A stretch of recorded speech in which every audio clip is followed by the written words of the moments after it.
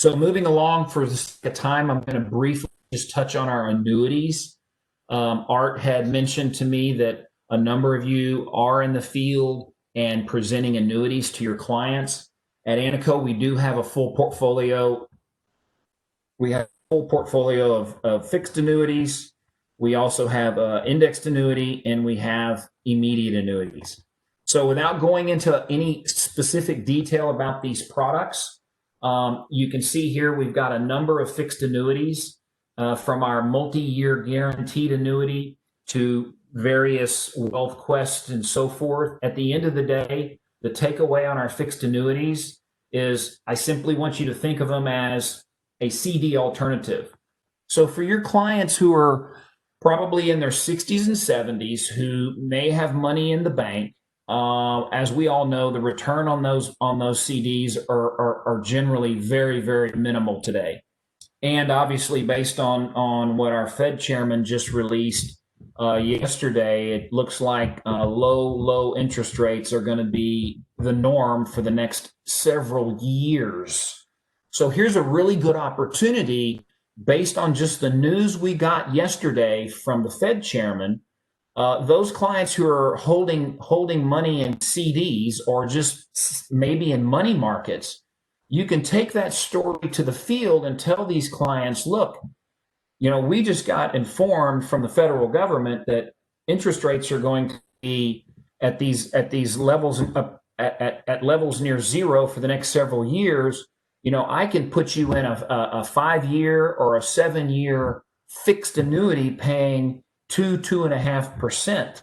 So use that window or use that development of yesterday as a window of opportunity to talk to your clients in the case of fixed annuities in their 60s and 70s, specifically as a CD alternative. Then we have our indexed annuity. And so our indexed annuity, similar to our IUL, or similar to the IUL, it has a zero floor, so obviously it's there to protect the downside. And then, of course, it has a cap on the upside. So who is your target here? Your target market here are going to be your clients generally in their late 50s and 60s who are at or near retirement. They are looking to position a portion of their retirement savings out of harm's way, i.e. the stock market, but yet they know they have to stay ahead of inflation. And so that's where your indexed annuity is going to be a good alternative for them, because it does give them access to the S&P 500 index.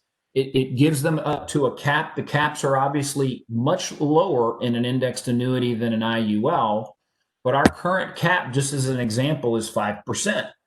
So the client can obtain access to the S&P index up to 5%, but more importantly, have that zero floor. I know when Rodolfo was presenting those numbers earlier today, comparing what the market has done, the S&P 500 has done over the last 20 years cumulatively versus what an IUL would do cumulatively, and the IUL completely walloped, if you will, the S&P. And the main reason for that is if you look at the numbers on Rodolfo's spreadsheet from that analysis, is the IUL protects you just like the indexed annuity protects you from negative market returns.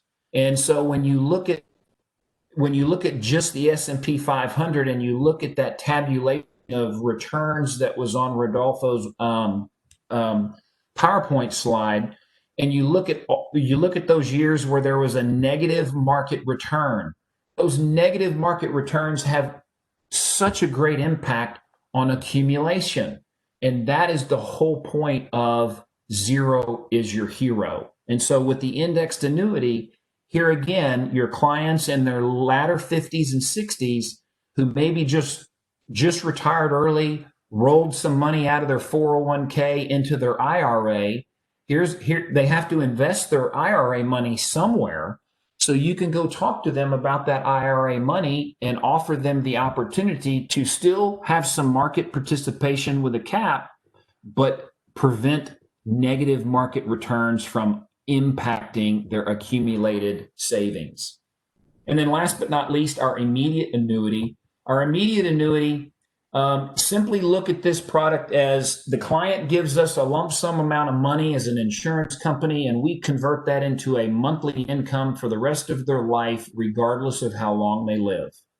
This product is primarily geared for your clients in their 70s and 80s who are fearful they may outlive their money.